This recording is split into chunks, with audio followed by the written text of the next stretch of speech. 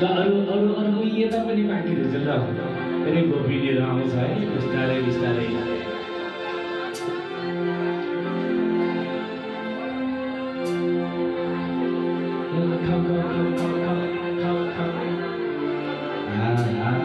मिठो मिठो माटन लुकाएर राख्ने गोपिनीहरू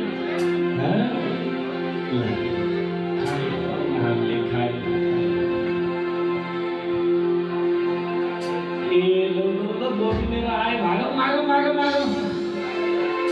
जय राम कृष्ण